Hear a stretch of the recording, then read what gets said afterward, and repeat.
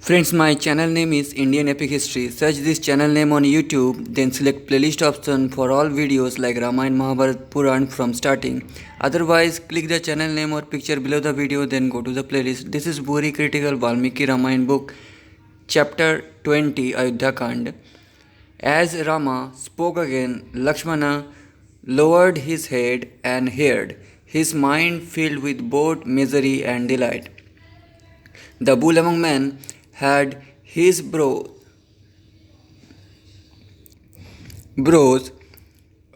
furrowed in a frown like an angry and large snake inside its hole. He sighed. With that frown, he was extremely difficult to behold. His angry visage was like that of a wrathful lion.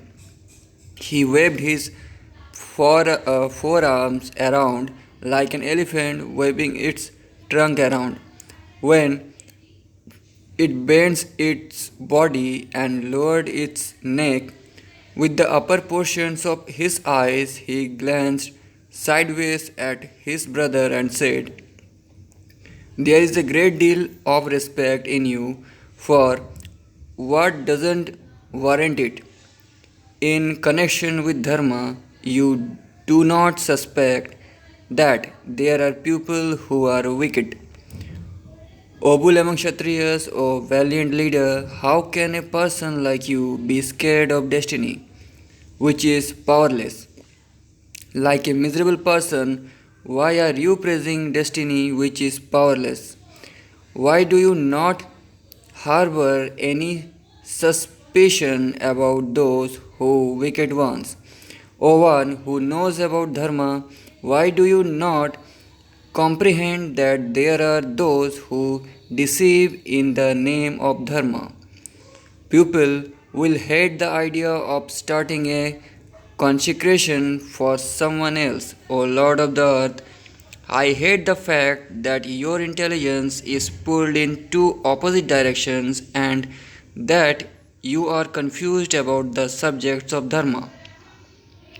You are of the view that this is the power of destiny. I do not like the idea that you are ignoring them because of this. Important ones who Important ones who lack valor follows destiny. Brave ones with self-respect do not serve destiny. A man who is capable of countering destiny through his manliness is not helpless and does not suffer from lassitude on account of destiny. Today, the difference between destiny and a man's manliness will be witnessed. The destruction between a man and his destiny will become manifest. Today, people will see that destiny has been crushed by my manliness. The destiny was a destiny that has destroyed your instantment in the kingdom will itself be destroyed, just as one uses a fierce goad on a crazy and rampaging elephant. I will use my manliness to counter and repel this destiny. Today, all the gardens of the worlds and all the three worlds will not be able to prevent Rama's consecration, not to speak of our father. O king, those who fertilely support the prospect of your exile in the forest will themselves have to dwell in the forest for 14 years. I will thus shatter her hopes and those of our father. For the sake of her son, she is seeking to create a obstruction to your consecration. The power of my fierce manliness will cause misery to those who seek to counter my strength, far more than the strength of destiny. O noble one, after having ruled over the subjects for more than 1,000 years, you will leave for the forest and leave the kingdom for your sons. Residing in the forest has been recommended as proper conduct by former royal sages. But after having ruled over the subjects like sons and then handing them over to one's own sons, O one with dharma in his soul, O Rama, it is possible that you do not wish for the kingdom because you doubt that you will yourself be able to take care of it attentively as a king and will therefore not enjoy the worlds meant for the valiant. O brave one, know that I will protect your kingdom like the shoreline holds back the ocean. With all the auspicious objects be consecrated. Because of my strength, I alone am sufficient to counter the kings.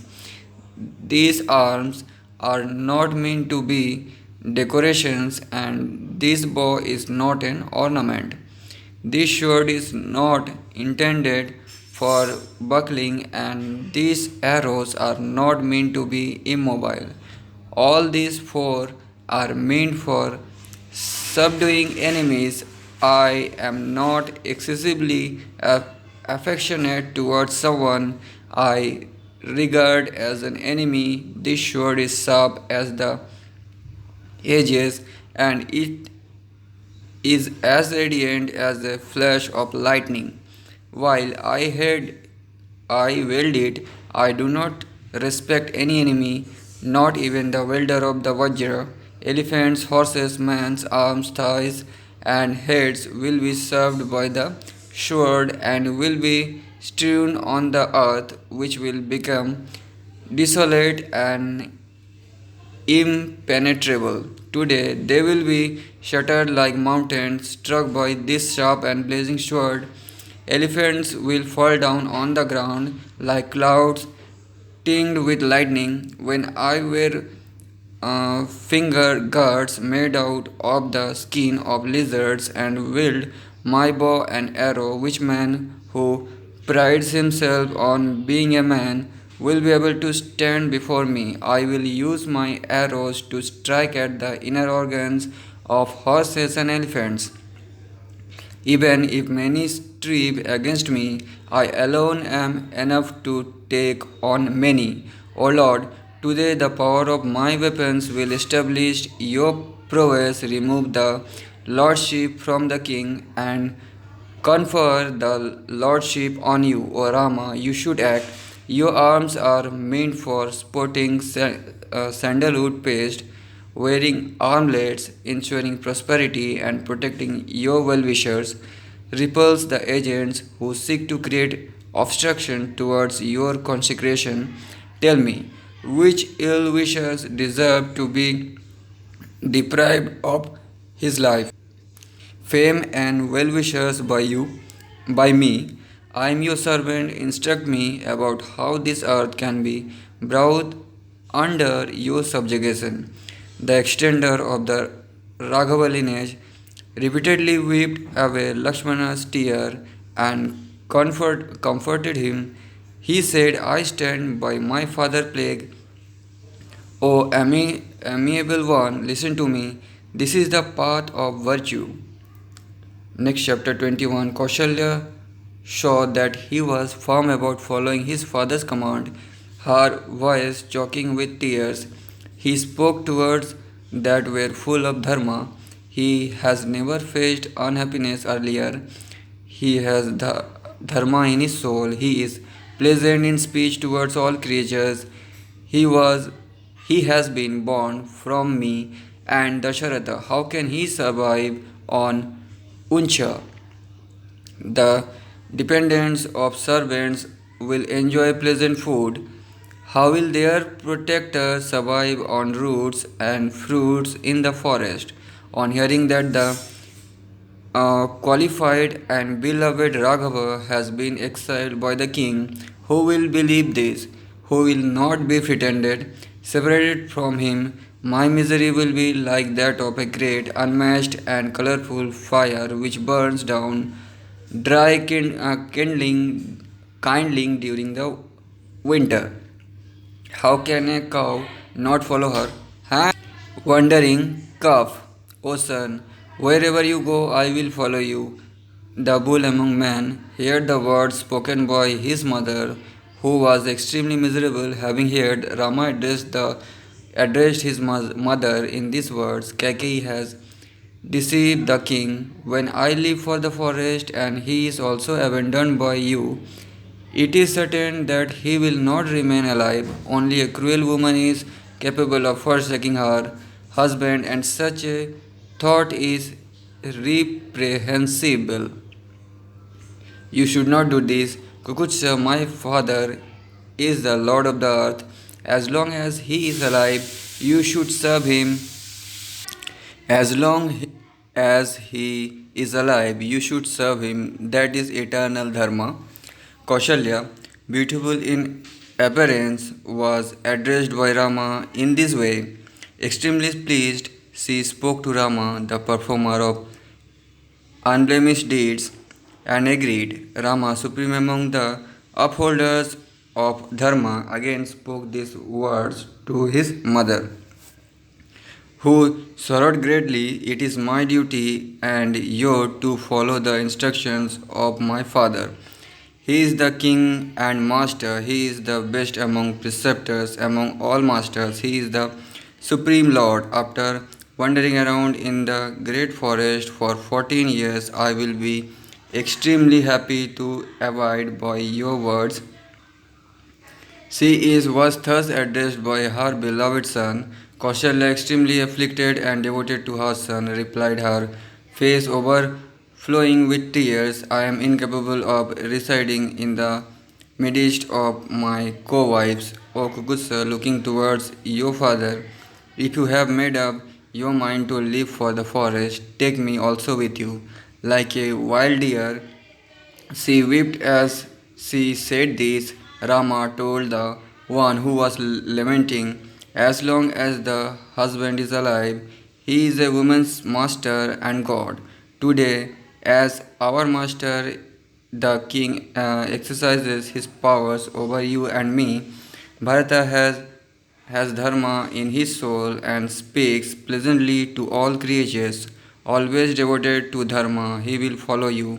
When I leave, the king will be afflicted by grief over his son.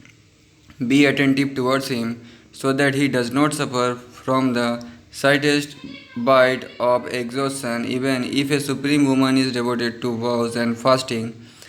If she does not follow her husband, she comes to an evil end. She must serve her husband and be engaged in bringing him pleasure. Since ancient times, this dharma has been witnessed in the world and has been spoken about in the Vedas, Shrutis, and Smritis. O Queen, for my sake worship Brahmanas who was excellent in their vows, expect expectantly looking forward to my return. Spend the time in this way. If the supreme upholder of dharma is still alive when I return, you will obtain the supreme objects of your desire. In this way, Rama spoke to the one whose eyes were full of tears. Kaushalya was afflicted by grief on account of her son. She addressed Rama in these words: O son, O Lord, go without any disturbance. May you always be fortunate. The queen saw that Rama had made up his mind to leave the forest. Supreme in her intelligence, she addressed Rama in auspicious words, wishing to ensure that benedictions were pronounced. Next, Rama's spirited mother cast aside her grief to perform the auspicious rites. She purified herself and touched water. May the Sadhyas, Vashwadevas, Maruts, and Maharshis be favorable. May Datri, Vidhatri, Pusha, Bhaga, and Aryama be favorable. May the seasons for nights, months, years, nights, days, and muhurtas always look favorable on you. O son, may the Smritis, resolution, Dharma, the illustrious god, Skanda, Soma, and Brihaspati protects you in every way. May the Saptarishis and Narada protect you in every direction. While you intelligently wander around in the forest, great forest, in the grave of a sage, may the nakshatras, all the planets, and gods also do this. As long as you are in that desolate forest, may monkeys, scorpions, gnats, mosquitoes, reptiles, and insects not frequent those groups. Ocean, my giant elephant, lions, tigers, bears, those with flanks, and frees and honored buffaloes not exhibit towards you. Hostility towards you, ocean, worshipped by me, my spirited and fierce creatures that survive on human flesh not cause you injury.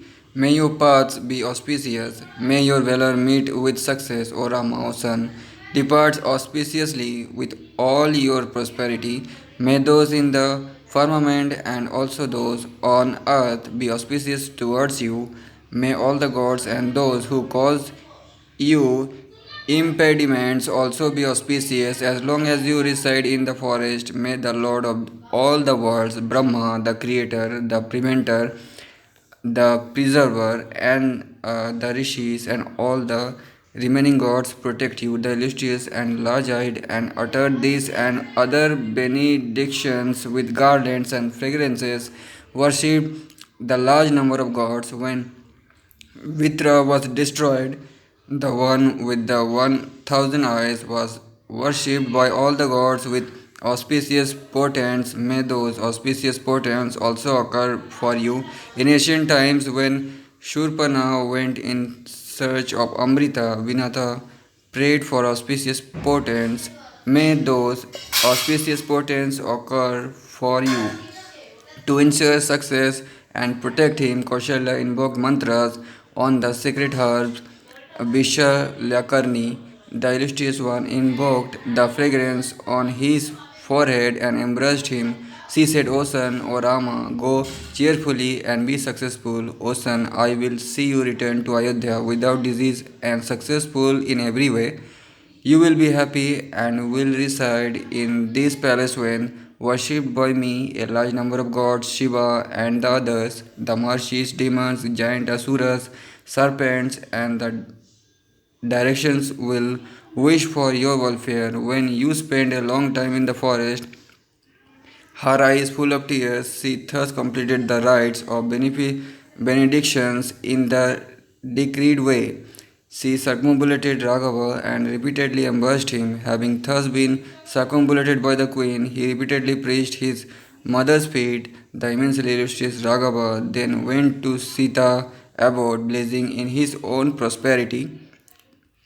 Next, chapter 23. Having bowed down before Kaushalya, Rama was ready to leave for the forest. He was firmly established on the path of Dharma, and his mother had performed the rites of benediction.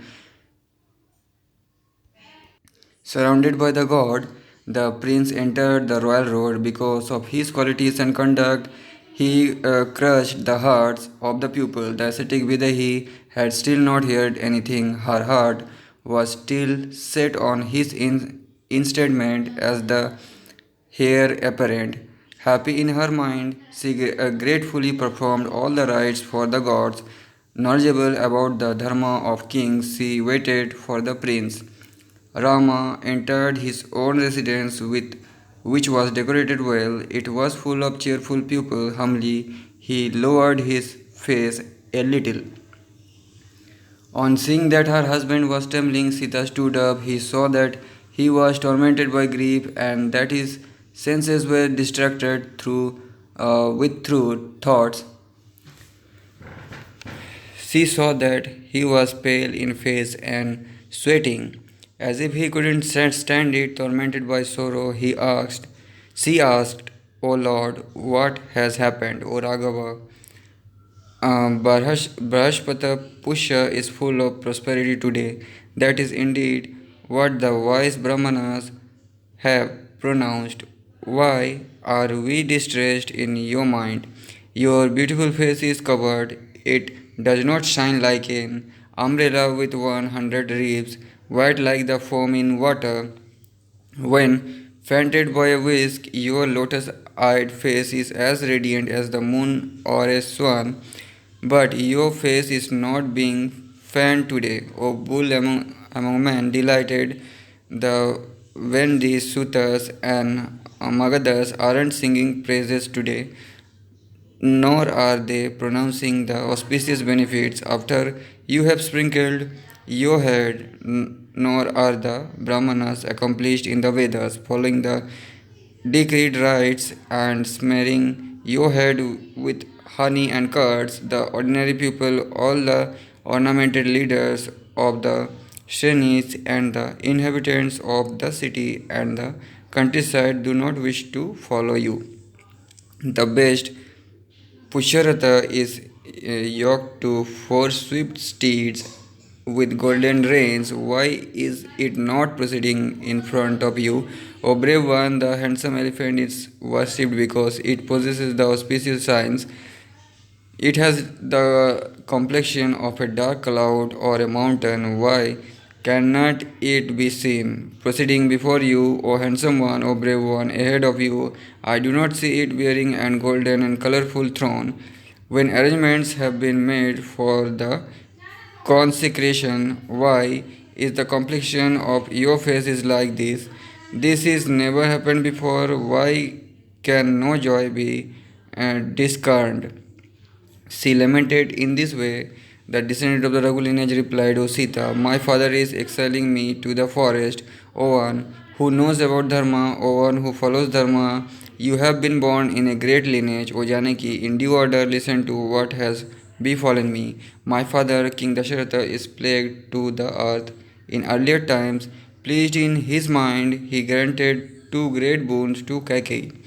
Now the king has made arrangements for my consecration, subduing him because of dharma. She has now held him to the plague. I will have to dwell in Dandaka for 14 years, and my father will make Bharata the heir apparent because leaving for the desolate forest I have come here to see you. When you are in Bharata's presence, you must never praise me. O prosperous person, a prosperous person can never tolerate another one being praised. Therefore, in front of Bharata, you must never praise my qualities. You need not serve him in any special way.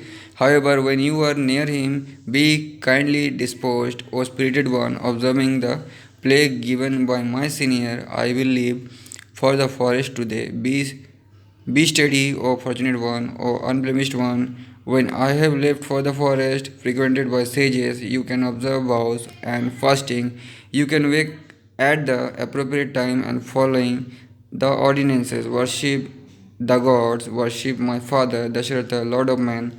My Mother Kaushalya is aged and afflicted by grief, placing Dharma at the forefront. You should indeed show her respect. All my other mothers have always deserved worship in their love, affection, and fondness. All my mothers have been equal. In particular, I love Lakshmana and Satrughna more than my own life. You should look on them as brothers or sons. Never do anything that is disagreeable to Bharata. He is the king and the lord for the country and for the family. King are Kings are pleased when they are worshipped with good conduct and served carefully. If this is not done, they are enraged. If their own sons cause injury, kings cast them aside and accept other capable people. O beloved one, O beautiful one, I will leave for the forest, for the great forest, reside here, never do anything injurious, act in accordance with my words. Next, chapter 24, Vedehi, who deserved to be loved and was pleasant in speech, was addressed in this way. However, because of her love, she became angry and addressed her husband in this way: O noble son, a father, a mother, a brother, a son, and a daughter in law enjoy the fruits of their own auspicious deeds. They reap their own respective fortunes. O Bull man, however, the wife alone reaps her husband's fortune. Therefore, I have also been instructed to reside in the forest. In this world and in the next, for a woman, the husband is alone the refuge, not a father, not a son, not her own self, not a mother, and not a friend. O Raghava, if you live for the uh, impenetrable forest today, I will proceed in front of you, trampling down kushagrass and thrones like water cast aside after a drink. Abandon all jealousy and anger. O brave one, have faith. There is no wickedness in me. In every salutation, in every situation, the shadow of a husband's feet is superior to being on the top of a palace or traveling in a celestial vehicle. My mother and my father taught me about various situations. There is no need to tell me now about how to conduct myself without thinking about the three worlds and thinking only of my vow towards my husband. I will happily dwell in the forest like residing in my father's residence. I will serve you always, devoted to the vow of brahmacharya, O brave one. I will reside with you in the forest that smells of honey. O Rama, in the forest you are capable of protecting other people. O one who grants honors, why not me? There is no doubt that I will always subsist on fruit and roots. I will dwell with you and not cause you any hardship, O intelligent Lord. Fearless with you, I wish to see everything rivers, mountains, lakes, and groups. There will be beautiful and superb blossoming lotuses populated by swans and ducks. O brave one, with you I desire to happily see this. O large eyed one, with you I will be greatly delighted and find pleasure. I will be with you for 100,000 years. O Raghava, O tiger among men, without you, even if I get to reside in heaven, then will not please me. I will go to the forest, which is extremely difficult to penetrate, full of many animals, monkeys, and elephants. Clinging to your feet, I will live in the forest as if it is my father's residence. Without any other thoughts, my mind is devoted to you. Without you, it is certain that I will be dead. Do what is virtuous, grant me my wish, and take me with you. Because of me, there will be no burden on me. The one who was devoted to Dharma spoke in this way. Not wishing to take her, the best among men said several things to restrain Sita and spoke about the difficulties of residing in the forest. Next, chapter 25. Sita knew about Dharma and was devoted to Dharma, spoke in this way to restrain her. The one who knew about Dharma spoke these words: O Sita, you have been born in a great lineage, you are always devoted to Dharma. Perform your own Dharma here that will bring pleasure to my mind, O Sita. O delicate one, I am telling you what you should do. There are many difficulties in the forest. Listen to what I say, O Sita. Abandon this intention of residing in the forest. It has been said that there are many hardships associated with dwelling in the desolate forest. Indeed, it is with your welfare in mind that I spoke those words of advice. I know that the forest is always fraught with misery. There is never any joy there. There are the sounds of waterfalls generated in the mountains and the roars of lions that reside in mountainous caverns. They are unpleasant to hear.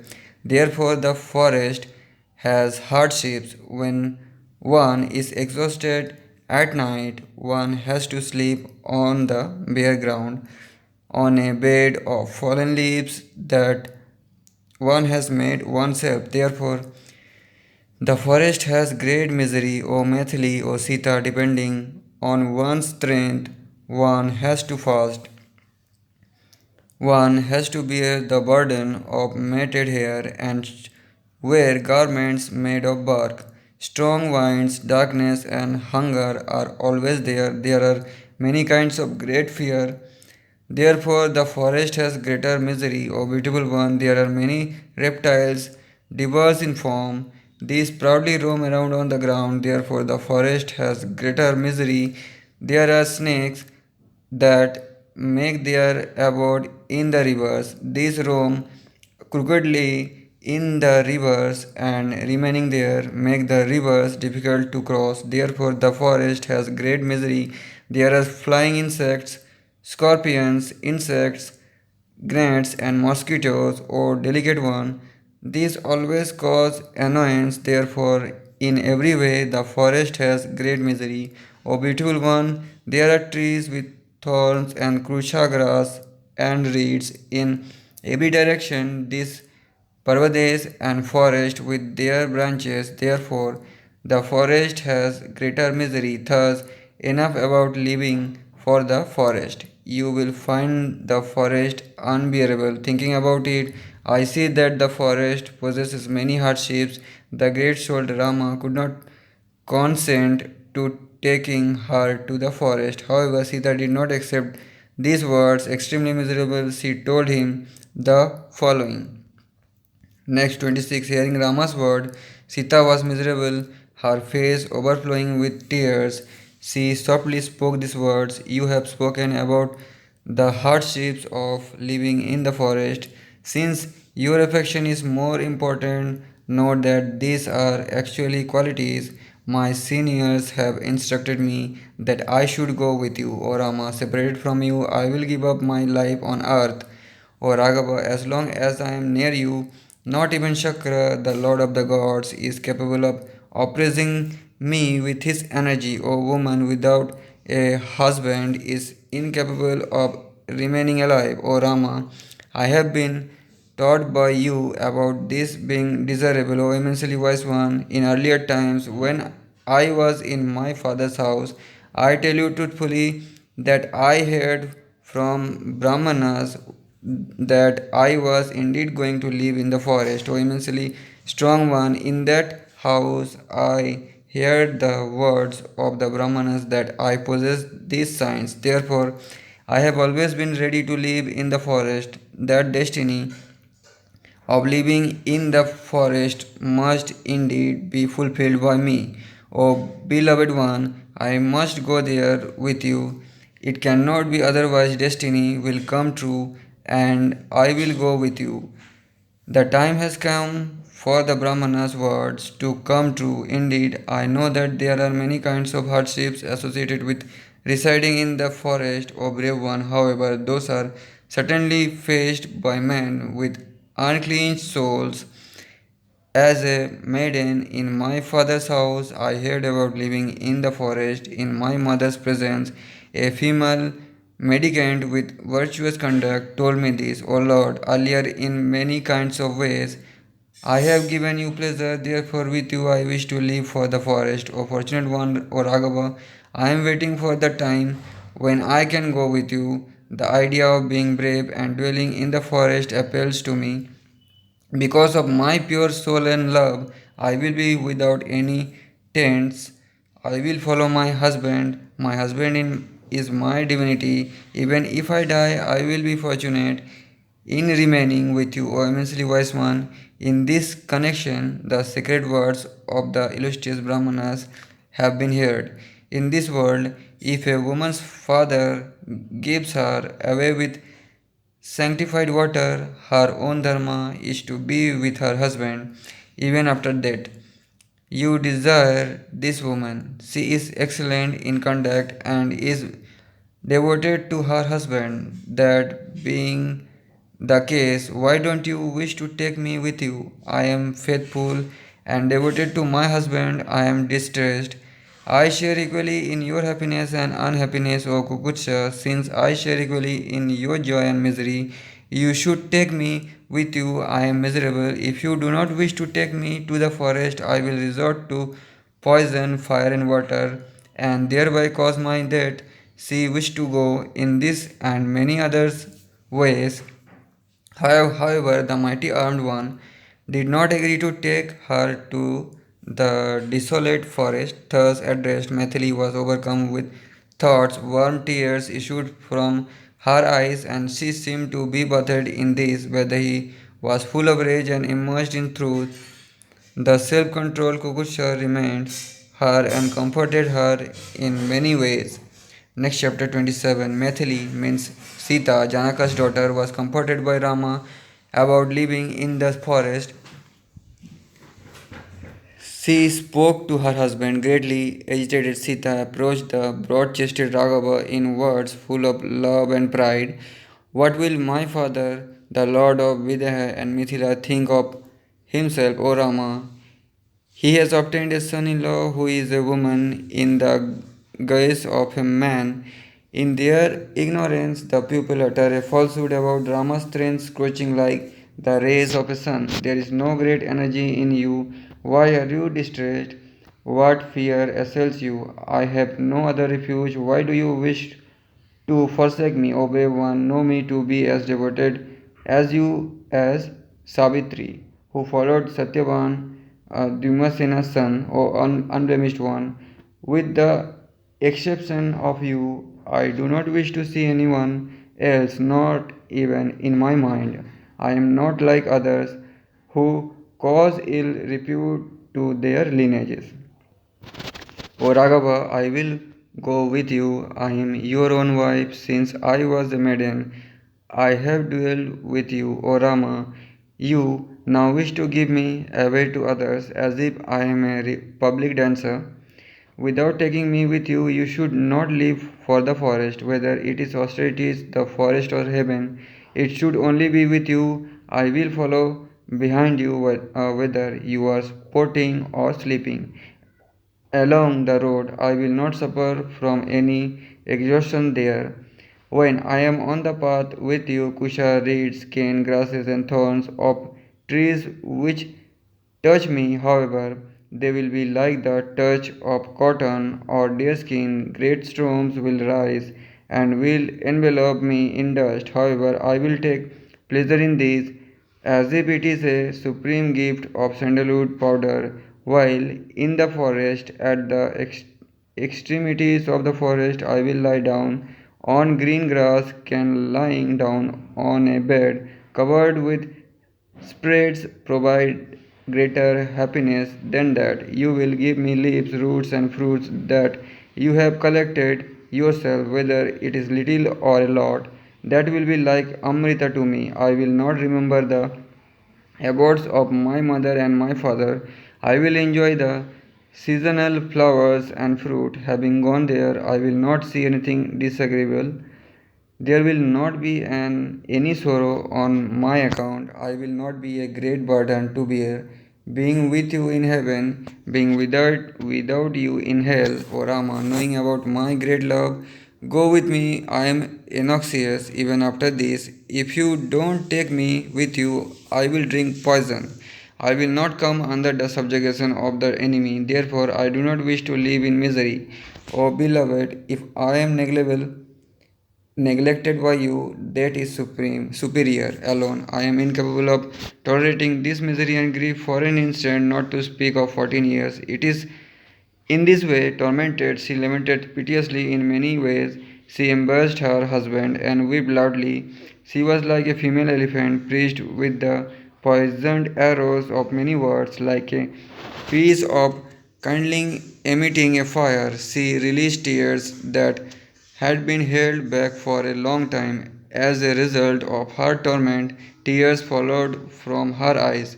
They were like crystals, like drops of water on lotuses.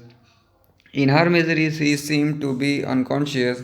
Rama embraced her in his arms, comforting her. He spoke these words, O Queen, when you are in grief, even heaven does not appeal to me. Like Swayambhu, I do not have the slightest fear from any direction. O one with the beautiful face, I am capable of protecting you, however, without knowing all your intentions. I would not have liked to take you to the forest to dwell there. O Mathili, you have been created for the purpose of living in the forest with you. You are like my own deeds, and I am incapable of abandoning you, O one with thighs like an elephant's trunk. In ancient times, virtuous ones observed dharma. You will follow me today like Subharchala follows Surya, O one with excellent hips, being obedient to the father and the mother is dharma. Therefore, transgressing their command, I am not interested in remaining alive, established in the path of truth and dharma. My Father has commanded me. I wish to act accordingly. That is eternal dharma. O timid one, follow me. Be the one with whom I follow dharma. Give jewels to brahmanas and food to mendicants. Grant them assurance, but be quick and do not delay, knowing that her husband was favorably inclined to the idea of her going. The queen was delighted. She quickly made arrangements for the donations. She was completely delighted in her mind hearing what her husband had said. The illustrious and beautiful lady made arrangement for giving away riches and jewels. The spirited one was one who upheld dharma. Next chapter 28. The immensely energetic Rama spoke to Lakshmana, who was in front of him. The brave one joined his hands in salutation. He was waiting there, desiring to proceed in front. O Saumitri, O Lakshman, if you leave for the forest with me today, you will take care of Kaushalya and the illustrious Sumitra. The immensely energetic king is burned by the nose of desire, as if Parjanya is showering down desire on earth. After obtaining this kingdom, King Ashwapati's daughter will not act properly and will cause grief to her co-wives. Lakshmana was thus addressed by Rama, who knew about the use of words. The one who was accomplished in words replied in the gentle voice to Rama, O brave one, because of your energy, Bharata will endeavor to worship Kausalya and Sumitra. There is no doubt about this. Because of the arrangements made, the noble Kausalya was given 1,000 villages, and those 1,000 are enough to ensure her means of subsistence. Wielding a bow, arrows, a spade, and a blanket, I will advance ahead of you, clearing and showing you the path. I will always collect roots and fruits and all the other food available in the forest suitable for ascetics. You and Vedahi will enjoy yourselves along the slope of mountains, whether you are awake or asleep. I will do everything. Rama was greatly delighted at these words and replied, O Saumitri, go and take your leave from all your well-wishers. At Janaka's great sacrifice, the great soul Varuna himself gave the king divine bows that are terrible to see. They are divine and impenetrable armor and quivers with inexhaustible stocks of arrows. There are two swords decorated with gold. They sparkle like the sun. All of those have been carefully kept in our preceptor's residence, O Lakshmana. Collect those and return quickly. Having made his mind up to reside in the forest, he took his leave from the well-wishers. He took the permission of the preceptor of the Ishwakus and took those supreme weapons. They were divine, maintained well, and decorated with garlands. Saumitri, tiger among kings, showed Rama all those weapons. When Lakshmana returned, the self-controlled Rama carefully told him, O Lakshmana, O amiable one, you have returned at the time I wished for, O scorcher of enemies. With you I desired to give away all my wealth to Brahmanas and ascetics and to preceptors who are excellent Brahmanas residing here. Firm in their devotion, I also wish to give to all those who are dependent on me for survival. Bring the noble Suyajna, Vasishta's son, here. Also quickly bring the best among Brahmanas. I wish to honor all the other excellent Brahmanas and then leave for the forest. Next chapter 29. His brother's command was auspicious and agreeable. Listening to this, he quickly went to Suyajna's residence. Lakshmana worshipped the Brahmana who lived in the house of fire and spoke to him, O friend, come to the house of someone who is going to perform an extremely difficult task. Having performed the Sandhya rites with Saumitri, he quickly went to Rama's large, prosperous, and beautiful residence, populated by people. On seeing that the one who knew about the Vedas that arrived, With Sita, Raghava joined his hands in salutation and honoring Suyajna circumambulated the fire. Kukutsa offered him the best of sparkling earrings and armlets made out of molten gold, gems strung together on threads, bracelets to be worn on the upper arms, and bracelets to be worn around the waist. There were many other jewels too. He honored them back. Urged by Sita, Rama spoke to Suyajna, O friend, O amiable one, for your wife Sita now wished to give a necklace, O golden thread, and a girdle. Please accept them. Whether he desired to give you a conch strewn with the best of spreads and decorated with many kinds of jewels. My maternal uncle gave me an elephant named Shatrunjaya, O bull among Brahmanas, I wish to give you that and 1,000 other elephants. Thus addressed by Rama, Swajna accepted this and pronounced auspicious benedictions on Rama, Lakshmana, and Sita. Collected Rama, who was pleasant in speech, spoke to his beloved brother Somitri, means Lakshman, like Brahmana, to the Lord of the gods. O Samitri, both Agastya and Koshika are excellent Brahmanas. Summon them and worship them with jewels like pouring water on crops. There is a devoted preceptor who serves Kaushalya and pronounces his benedictions on her. He knows about the Vedas and the rules that are in conformity with Taittiriya. O Samitri, give that Brahmana vehicles, female servants, and silken garments until he is content. The noble Chitraratha has been a charioteer and advisor for a very long time. Satisfy him with extremely expensive jewels, garments, and wealth. Give him 1,000 bullocks of carrying grain and 200 of plunging bulls of plunging. O Samitri, give him 1,000 cows for sustenance. At this, as addressed, Lakshmana, tiger among men, himself gave away those riches like Kubera to the best of Brahmanas who had been named. He gave away many kinds of objects to each person who was dependent on him. With tears choking his voice, he spoke to the dependents who were present there. Until my return, Lakshmana's house and my house should never be empty. In turn, each of you must ensure this. Thus addressed, all those dependents were extremely unhappy. He instructed the treasurer, bring my riches here. At this, at the dependents brought the riches there. With Lakshmana, the tiger among men, distributed those riches to Brahmanas, children, the aged, and those who were destitute. There was a Brahmana named Trijata. He was born in Gargia's lineage and was tawny in complexion till the fifth chamber. No one ever obstructed his path. Trijata approached the prince and spoke these words, O immensely illustrious prince, I am poor and have many sons. Look at me, I always earn a subsistence, and through Uchavitri, as if in jest, Rama replied, I have not given away even 1,000 cows so far.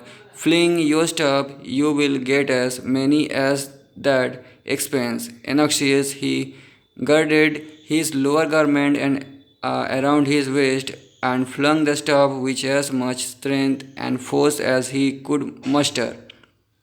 Rama confronted Gargias, descended and said, You should not be angry.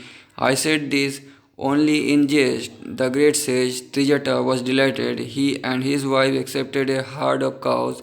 He pronounced benedictions for the extension of the great soul one's fame, strength, joy, and happiness. Next chapter 30.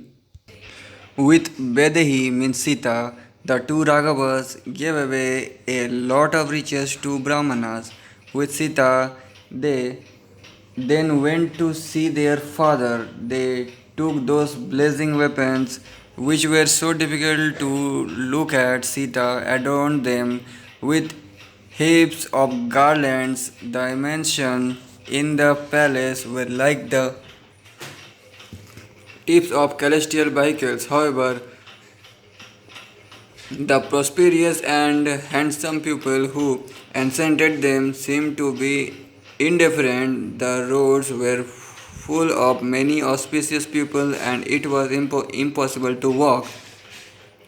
Therefore, they climbed up to the palaces, and the distress glanced at Raghava. Those people saw Rama on foot, having cast aside his umbrella. With their senses distraught pupil of their sorrow, they uttered many kinds of words. He used to be followed by a large army with the four limbs. He is now alone with Sita, followed by Lakshmana. He possessed riches through he knew about the essence of desire. He is the one who granted objects of desire because he revered dharma. He did not desire to make his father's words come false.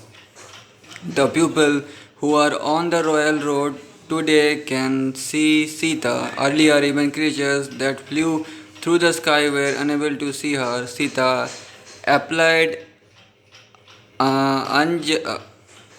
unguents to her body and used red sandalwood paste. Rains, heat, and cold will quickly render her pale. Truly, a spirit that was entered Dasharatha has spoken today. The king should not have exiled his beloved son. Even if a son is devoid of qualities, how can he be exiled? Not to speak of a person who has conquered the world through his qualities. There are six qualities that adorn Raghava, best among men: non injury, compassion, learning, good conduct, self control, and trust quality. The entire world is afflicted because this Lord of the world is afflicted, just as a tree with flowers and fruit suffer when its foundation is destroyed. Like Lakshmana is following him with our wives and our relatives, we will quickly go wherever Raghava is going. Abandoning the groups, fields, and houses, we will follow Rama, who observe Dharma and endure the same kind of happiness and unhappiness. Treasures dug up, desolate courtyards bereft of grains and riches, the best objects removed in every way, enveloped by dust and abandoned by the gods. Let Kaikeyi enjoy those houses discarded by us. Since Raghava is going there, let the forest become a city. Since we are abandoning it, let the city become a forest. Since we have abandoned it, let fanged creatures in holes and animals and birds from the mountains inhabit this place. As long as we were here, they had abandoned it. The large number of people uttered such debauched words. Through he heard them, Rama's mind was not disturbed. Through he saw that the people were distressed, his mind was not disturbed, and he seemed to be smiling, wishing to follow his father's instructions in the proper way. Rama went to see his father. The great soul Rama, the son of the descendant of Ishwaku, saw that the Suta Sumatra was in front of him, miserable as the prospect of his leaving for the forest. He waited so that he could be announced to his great souled father. He was devoted to Dharma and to obey his father's command, had made up his mind to go to the forest. On seeing Sumantra, Raghava told him, "Tell the king that I have come." 31. Sent by Rama, the Suta entered quickly and saw the king, whose sense was tormented. He was signed. The immensely wise one saw that his senses were greatly afflicted. He was grieving over Rama. With hands joined in salutation, the Suta approached. "Your son, Tiger Woman, is waiting at the door. He has given away all his riches to Brahmanas and the dependents. O fortunate one, O Rama, for whom truth is his valor, see you, having taken his leave of all the well-wishers, he wished to see you now. O Lord of the earth, he will leave for the forest See him, he is surrounded by all the royal qualities like the sun with its rays. That Indra among men was truthful in speech, he had dharma in his soul, he was like the ocean in his gravity, he was like the sky in cleanliness and replied, O Sumantra, bring all my wives who are present. I wish to see Raghava. That means Raja Dasharath have many wives. I wish to see Raghava when I am surrounded by all my wives. He passed through to the inner quarters and addressed the woman in these words, O noble one, the king has summoned you. You should go there without delay. Sumantra addressed all those women and told them about the king's command. Knowing about the king's command, they went to their husband's residence. 350 women. Raja Dasrath's wife was 350, not three women, okay, with coppery red eyes and firm in their vows, but special wives are three. Surrounded Kaushalya and went there slowly. When the wives had arrived, the king glanced at them. The king told the Suta Sumantra, bring my son here. Quickly, the Suta brought Rama, Lakshmana, and Maithili and went to where the king was. From a distance, the king saw his son arriving, hands joined in salutation, surrounded by the miserable woman. He swiftly arose from his seat. On seeing Rama, the king speedily advanced towards him. However, before reaching him, afflicted by sorrow, he fell down on the ground, senseless. Rama and Maharata Lakshmana saw that the king had fallen down, afflicted by sorrow and grief, mixed with the sound of the tinkling of ornaments and walls of thousands of women suddenly arose from the place. Alas, Rama, alas, with Sita, the weeping Rama and Lakshmana raised him with their arms and laid him down on the bed. Soon the king regained his senses, though he was still submerged in an ocean of grief. Joining his hands in salutation, Rama told him, for all of us, you are the Lord, O great King. I seek your leave. I am leaving for Dandakaranya. Look on me with kindly eyes. Permit Lakshmana and Sita to follow me to the forest despite being restrained by my kinds of seasons. They do not wish to remain there. O one who grants honors, abandon grief, and grant all of us permission, like Prajapati did to his sons. Rama waited anxiously for the king's permission to reside in the forest. The king glanced towards Raghava and replied, O Raghava, because I had granted boons to Kaikeyi, I was confused. Imprison me and become the king of Ayodhya today. The king, addressed Rama, who was supreme among the upholders of Dharma. In this way, the one who was eloquent in the use of words joined in hands in salutation and replied to his father, O king, may you be the lord of the earth for 1,000 years. I will reside in the forest. I must not act so as to make you false. O son, for your benefit, advance fearlessly along the auspicious path without any distractions until you return. O son, however, it is night now, when you should never leave. Do not go today. Spend this night with your mother and me, so that we can see you having satisfied yourself with all the objects of desire. Leave at the appropriate time tomorrow. Hearing the words spoken by the miserable father Rama and his brother Lakshmana were distressed. He spoke these words, even if we obtain these objects with qualities today, who will give them to us tomorrow? Therefore, without these objects of desire, I wish to leave this place. I have abandoned the earth and the kingdom, full of people, wealth and grain, may it be given to Bharata. Abandon this grief, don't let your eyes overflow with tears. The ocean, the Lord of the rivers, cannot be assailed and is not agitated.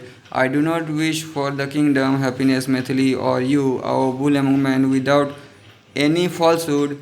I desire the truth forsaken by me. This city, kingdom, and the entire earth should be given to Bharata. I will follow your instructions. I will go to the forest and dwell there for a long time, forsaken by me. Let this entire earth with its mountains, builders, cities, groups, and frontiers be given to Bharata so that he can justly rule over it. Let it be the way you have plagued. O king, my mind does not hanker after great objects of desire or what brings pleasure to my own self. As is instructed by the virtuous, I will follow your command, O unblemished one. Do not be miserable on my account, O unblemished one. Therefore, right now, I do not desire the undecaying kingdom, happiness, or Maithili.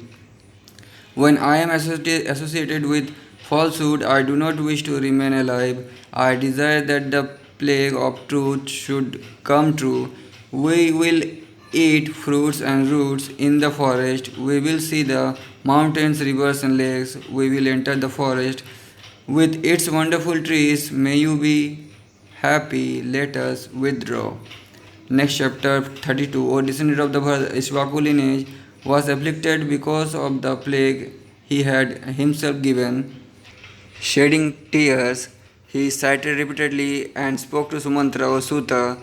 Let an army with the four kinds of forces be prepared.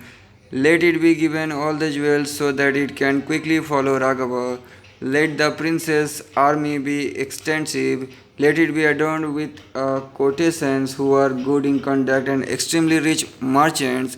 Engage all those dependents whose valor he takes delight in and given them many kinds of gifts.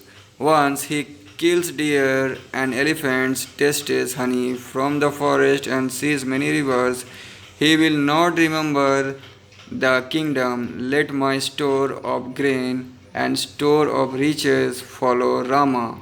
As he goes to reside in the desolate forest, he will then reside happily in the forest. He will be able to summon the rishis and perform sacrifices in auspicious spots, giving away the appropriate dakshina. The mighty armed Bharata will rule over Ayodhya. However, let all the objects of desire be arranged for the prosperous Rama. When Kukutsa spoke in this way, Kaikeyi was overcome by fear. Her mouth went dry and her voice was choked.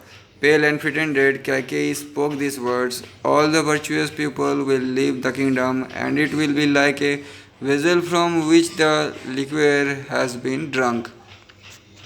It will be empty, bereft of all essence. Bharata will not accept it. Kaikeyi discarded her shame and spoke these extremely terrible words. King Dasharatha spoke these words to the large-eyed one, having imposed the unfortunate burden on me. Why do you strike me when I am hearing the burden? Kaikeyi became doubly angry and addressed the king. It is in your lineage that Sagara cast away his eldest son, known as Asamanja. He should also live in that way. Thus addressed, King Dasharatha said, same. All the people were ashamed, but she did not perceive this. There was an aged adviser who was virtuous and was greatly rewarded by the king. His name was Siddhartha, and he addressed Kaikeyi. A Samanja seized children playing in the streets and flung them into the waters of the Sarayu. The evil-minded one looked pleasure in this. On seeing this, all the citizens were angry and told the king, O extender of the kingdom, You have to choose between us and a Samanja. At this, the king asked them, what are you scared of? Thus asked by the king, the ordinary people spoke these words, when our sons are playing.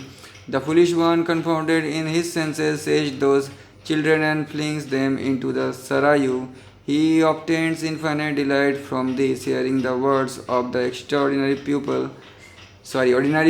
Thus, the king wished to bring pleasure to them and cast aside his inauspicious son. This is what King Sagar, extremely devoted to Dharma, did. What wicked act has Rama prepared that he should be restrained? The king heard Siddhartha's word in a tired voice and afflicted by sorrow. He addressed Kaikeyi in this word, I will now follow Rama, forsaking the kingdom, happiness and riches. With King Bharata, you can happily enjoy the kingdom for a long period of time. Next, chapter 33. Rama knew about humility. On hearing the advisor's words, he humbly addressed Dasharatha in these words, O king, I have cast aside objects of pleasure to dwell in the forest on forest fare. When I have cast everything aside, why should anyone follow me? If a person has given away the best of elephants, why will he turn his mind to the harness alone? If If one has cast aside and best of elephants, why will he have affection only for the rope? O best among virtuous one, O Lord of the earth, in that way, what will I do with flax and all those who will follow me? Let uh, tattered rags he brought for me. I am going to reside in the forest for 14 years. As I live, let a spade and a basket be brought for me. At this, Kaki herself brought tattered rags for Raghava. Despite the assembly, she wasn't ashamed and said, wear these. The tiger among men accepted those two Taggart rage from Kaikeyi, casting aside his fine garments, he wore a garb of an ascetic in front of his father Lakshmana, also cast aside his excellent clothes and covered himself in an ascetic's attire. Sita, attired in silken clothes, was alarmed like a deer that sees a snare on seeing that tattered rags that were meant to be worn by her. She was ashamed and distressed in her mind. She spoke to her husband, who was like a king of the Gandharvas. How do sages who reside in the forest wear these rags? She held one piece against her neck and the other in the hand. Janaka's daughter did not know how to wear these and was ashamed. Rama, supreme among those who uphold Dharma, quickly come to her. He himself fastened the rags over Sita's silken garments. She was attired in those tattered rags. Through she had a protector, she was like one without a protector. All the people were angry and said, shame on Dasharatha, the descendant of the Ishvaku lineage, emitted worms' sides and addressed his wife, O Kake, Sita does not deserve to go wearing kusha grass and rags. O wicked one, excelling Rama should be sufficient for you. Why do you again wish to perform this wicked and cruel act? Rama, about to leave for the forest, addressed his father, whose head was lowered down. Through he was seated in these words, my illustrious mother Kaushalya is devoted to Dharma, O king. She is aged, but her conduct isn't inferior, and she won't ensure you, O one who grants boons without me. She will be immersed in an ocean of grief. She has not confronted such a hardship earlier. You should respect her, O king, who is like the great Indra. She was great affection for her son. When I am in the forest, she will be afflicted by grief. You should ensure that my mother remains alive and does not live for Yama's eternal abode. Next, chapter 34. The king was bereft of his senses with his wives. He heard Rama's words and saw that he was attired in a sage's garments, tormented by grief. He was incapable of looking towards Raghava, distressed in his mind. He was incapable of glancing towards him or replying, however, through miserable. The great king regained his senses in a moment. The mighty armed one threw up Rama and lamented, I think that in the past, I must have separated several from their children. I must have caused injury to creatures. That is the reason I am now confronted with this until the time arrives. Life is not separated from the body. Despite being afflicted by Keke, I am not faced with that. I see my son stationed before me, and he is like a fire, however, abandoning his delicate garment. My son is clad in the garb of an ascetic. Indeed, it is because of Kaki's deeds alone that all these people are suffering. Driven by selfish motives, she has brought about this act of deceit. These are the words he spoke, his eyes overflowing with tears. Afflicted by grief, he was incapable of saying anything other than Rama. After an instant, the great king regained his senses, his eyes overflowing with tears. He addressed Sumantra in these words: arrange a chariot that can be driven and yoke it to excellent steeds. Take this extremely fortunate one from here beyond the boundaries of the habitation. I think that these are the fruits being reaped by someone with qualities. By virtue of his qualities, a brave and virtuous person is being exiled for the forest by his father and his mother. Following the king's command, Sumantra swift in his valor, yoked an ornamented chariot and horses and brought it there. The Sutta prepared a chariot decorated in gold for the prince. He joined his hands in salutation and reported that it had been yoked to excellent steeds. The king knew about what should be done at the right time and place, and was also clear about everything auspicious. He quickly summoned the person who was in charge of accumulating riches and said, remembering the number of years that has to be spent, quickly bring extremely expensive garments and excellent ornaments of Videhi. Thus addressed by the Indramung man, he went to the treasury. He quickly brought everything and offered it to Sita, Videhi, born in a noble lineage and beautiful in her claims, was about to leave for the forest. She adorned her limbs with those wonderful ornaments. Adorned in those excellent ornaments, where he made the residents look radiant. She was like the sun with rays arising at the right time and illuminating the sky with its resplendence. Her mother in law enveloped her in her arms. Methili never did anything that was inferior. She inhaled the fragrance of her head and spoke these words in this word. Even though they are respected and loved, false women choose to honor their husbands when they faced hardships. Do not disrespect my son who is being exiled.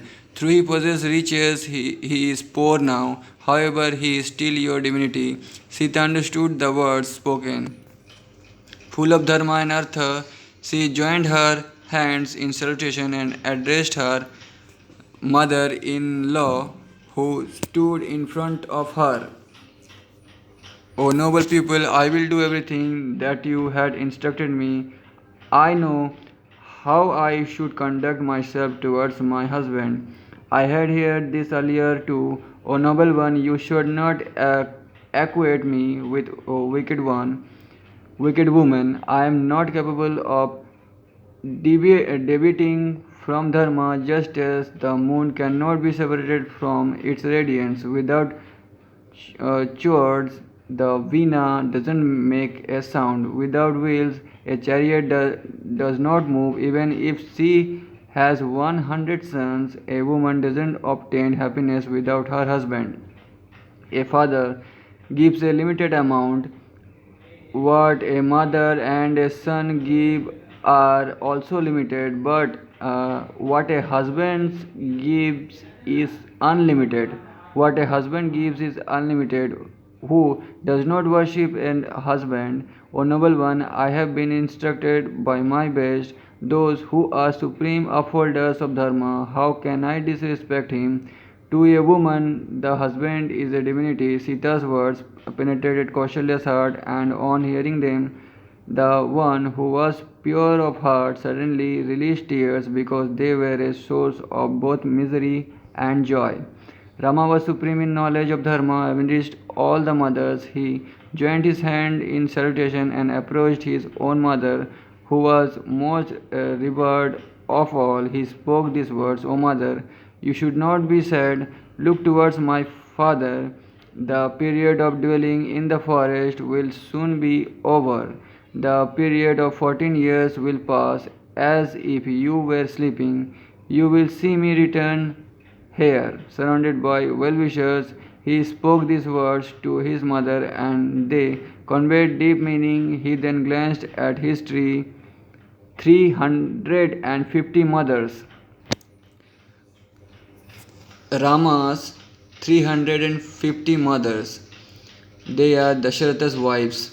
Okay. In a similar way, joining his hands in salutation, Dasharatha's son spoke similar words full of dharma and artha to those distressed mothers too. While I desired here with you, if I said anything harsh or if I did anything in ignorance, please pardon me. Now I seek my leave from all of you. As Raghava spoke in this way, the sounds of lamentations arose from the king's wives, like those of Kalyu's wailing in former times. Dasharatha's residence used to resound with the sound of tambourines and drums, like that roar of thundering clouds. Because of the hardship, there was now the sound of extremely miserable wails and lamentations. Next, chapter 35. The miserable Rama, Sita, and Lakshmana joined their hands in salutation. They bowed down before the king and circumambulated him. Having taken his leave, Raghava, who knew about dharma with Sita, bowed down before his mother, who was confounded by grief. Lakshmana followed his brother and bowed down before Kaushalya. He next touched his feet of his mother Sumitra. He worshipped his mother, who was weeping. For the sake of the mighty armed one's welfare, she inhaled the fragrance of Lakshmana's head and addressed Saumitri. Because you are devoted to your well-wisher, I have permitted you to reside in the forest. O son, do not fail to take care of Rama, your brother who is leaving for the forest. O unblemished one, whether it is prosperity or adversity, he is your refuge in this world. That is the dharma of the virtuous. Being obedient to an elder, this is the eternal appropriate behavior for this lineage. Donations, consecration for sacrifices, and giving up one's body in battles. No Rama to be like Dasharatha, no Janaka's daughter to be like me, no the forest to be Ayodhya. O son, depart carefully, knowledgeable about humility. Sumantra joined his hands in salutation and humbly spoke to Kukutsya like Matali to Vashava. O fortunate one, O immensely illustrious one, ascended the chariot. O Rama, I will quickly take you to whichever place you tell me to. I will have to reside in the forest for 14 years, as has been instructed by the queen. That period has commenced. That chariot was like the sun, having ornamented herself. The beautiful hipped Sita ascended it with a cheerful mind. The brothers also ascended with weapons and armors. That they laid down on the firm leather seat of a chariot. On seeing that Sita, the third one, had also ascended, Sumantra urged the respected horses, which were as fleet as the speed of the wind. For many nights Raghava departed from the great forest. It was as if the city's strength had been sapped, as if people had lost their senses. The city used to emit a great sound because it was full of crazy, intoxicated, and respected elephants, and because of the neighing of the horses and the tinkling of their ornament, the city was greatly afflicted. Children and aged rushed towards Rama like a person who is suffering in the summer rush towards water. The long and anxious faces could be seen at the rear and towards the sides. All of them were extremely miserable and their faces were overflowing with tears. They said, O Sutta, hold back the reins of the horses and proceeded slowly. We wish to see Rama's face, which will become extremely difficult for us to behold. There is no doubt that mother's heart is indeed made of iron. It has not got shattered despite her son, who is like a god living for the forest. Bedehi is doing what should be done and is following her husband like a shadow. He is devoted to Dharma and does not abandon it like Meru, does not forsake the radiance of the sun. O Lakshmana, you are always pleasant in speech. Since you serve your brother, who is like a god, you have become successful in your objective. This is a great success and is a great accomplishment since you are following him. This is a path to heaven. Incapable of restraining their tears, they spoke in this way. The king was miserable in his mind and was surrounded by the grieving woman, saying that he wished to see his son.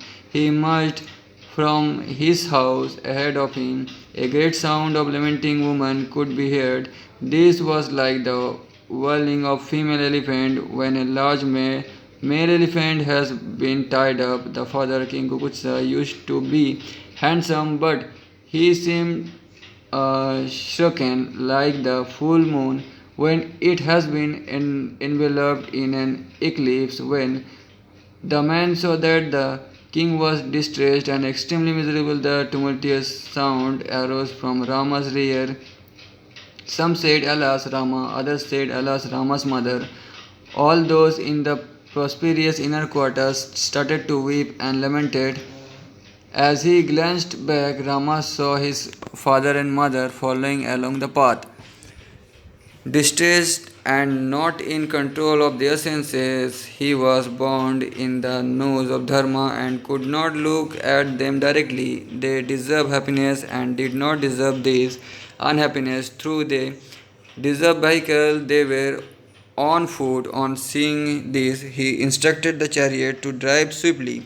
The tiger among men catch the miserable sight of his father and mother and could not bear it.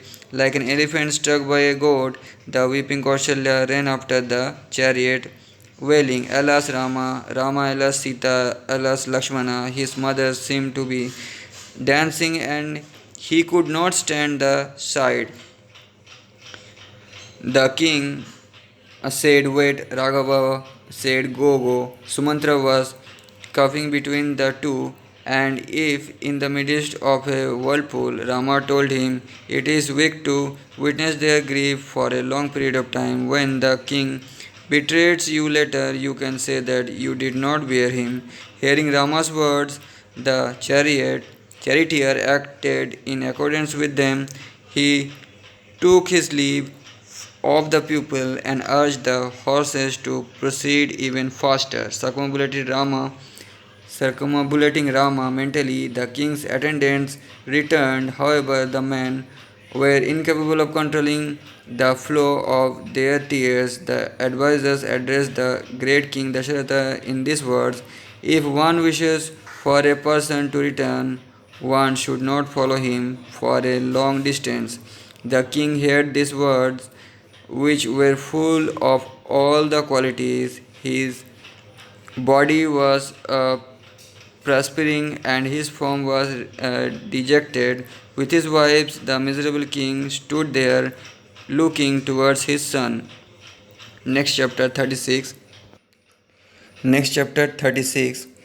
Having joined his hands in salutation, the tiger among men departed. Great sound of sorrow and lamented arose from the inner quarters. Where is our protector going? Like an ascetic, leaving the pupil weak and without a protector, he was our refuge and destination. Even when he was assured, he was never angry.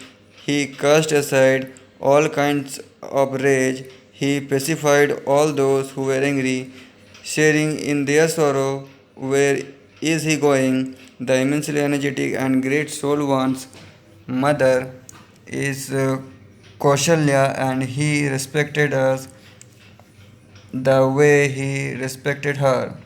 Where is he going? Urged and afflicted by Kaki, the king sent him to the forest. He is the survivor of the people and the world. Where is he going? Alas, the king is bereft of his senses. Rama's vow is dharma and truth. He is loved by all living beings on earth, yet he has been exiled for living in the forest. All the queens were afflicted by grief. They wept and lamented loudly, like cows separated from their calves. On hearing those terrible sounds of sorrow that arose from the inner quarters, the great king was tormented by sorrow on account of his son and become extremely miserable. Despite the son having said, no Agnihotra oblations were offered. The cattle were neglected and not given their food. The cows and calves were not given water to drink. Trishanku, Brihaspati, and Buddha assumed a red-tinged without all the planets assumed a terrible form and were in conjunction with the moon. The nakshatras lost their luster, the planets lost their energy. Bakshak Nakshatra was enveloped in smoke and no longer shone in the firmament. All the people in the city were suddenly overcome by distress. The minds turned away from eating or finding pleasure. The faces of people along the royal roads flowed with tears. Everyone was full of sorrow. Not a single happy person could be discerned. The wind that blew was no longer cool. The moon was no longer pleasant to behold. The sun did not heat the world anymore. Everything on earth was in disarray. Women no longer asked about his sons, husbands, and brothers, thinking about Rama alone. They abandoned each other. All of Rama's well wishers were bereft of their senses. They suffered from that great burden of sorrow and did not leave their beds. Deprived of the great soul one, Ayodhya was like the earth with its mountain abandoned by Purandara, oppressed by that terrible burden of fear. It seemed to quake. There was a road among the large number of elephants, warriors, and horses. Next chapter 37. When he departed, as long as the dust raised could be seen, the best of the Ishvaku lineage could not withdraw his gaze. His beloved son was extremely devoted to Dharma, and as long as the king wished to see him, the dust arose from the earth, and so that he could see his son. When the king could no longer see the dust raised by Rama, he became distressed and miserable and fell down on the ground. On the right, the lady Kaushalya raised him in her arms. On the left flank, the lady Kaikeyi, who loved Bharata, seized him. The king was accomplished in policy, dharma, and humility. However, afflicted in his senses, the king glanced towards Kaikeyi and said, O Kaikeyi, you are wicked in conduct, do not touch my limbs. I do not wish to see you. You are not my wife or my relative. I do not depend on you. I do not belong to you, and you do not belong to me. For you, Artha alone is supreme. Since you have discarded Dharma, I discarded you. I accepted your hand and circumambulated the fire. I am giving all of that up in this world and in the next. If Bharata is delighted at having obtained this undecaying kingdom, if he gives anything to me in the form of funeral oblations, let those not reach me. The Lord of Men was covered in dust, and Queen Kaushala, afflicted by grief, made him return. Thus, one with Dharma in his soul, shout about his ascetic son. He was tormented as if he had willfully slain a Brahmana or touched the fire with his hand. Distressed, he turned repeatedly towards the path followed by the chariot. The king was no longer radiant like the one with rays at the time of an eclipse. Remembering his beloved son, he lamented in grief and affliction, discerning that his son had reached the boundaries of the city. He said, My son has been born by the best of mounts. That is the reason marks of hooves can be seen along the road, but the great soul one cannot be seen. It is certain that he will live to find a refuge on the foot of a tree today. I will have to lie down with its trunk or a rock or as a pillow. The unfortunate one will walk on the ground covered in dust. He will sigh like a bull elephant surrounded by the elephant dust. In a stream, it is certain that those who roam around in the forest will see a long armed man when Rama awakes and lives. Through he is the protector of the world, he is like one without a preceptor. O Kaikeyi, may your wishes be fulfilled. May you reside in the kingdom like a widow without the tiger among men. I am not interested in remaining alive. The king was surrounded by a crowd of people crowd of people and lamented in this way. He entered the supreme city like one who was battered after a unfortunate event. The crossroad and houses were deserted, the shops and temples were covered, exhausted, weak, miserable, and afflicted. Not too many people could be seen along the wide roads. Thinking of Rama, he looked at the entire city, lamenting. The king entered his residence like the sun disappearing amidst clouds. It was like a large lake and was no longer vegetated since Suparna had impaled it of all the serpents without Rama. Vedi in Lakshmana, that is was what the residents looked like. Convey me quickly to the residence of Kaushalya, Rama's mother. This is what the king told the gatekeepers. Having entered Kaushalya's residence, he lay himself down on the bed, but his mind was agitated. The great and valiant king looked around. He lamented in a loud voice, Alas, Raghava, you have left me, the best among men who survived this period, and see Rama and embraced him on his return. And happy, O Kaushalya, O virtuous one, I am unable to see you. Touch me with your hands. My eyesight has followed Rama and has not returned.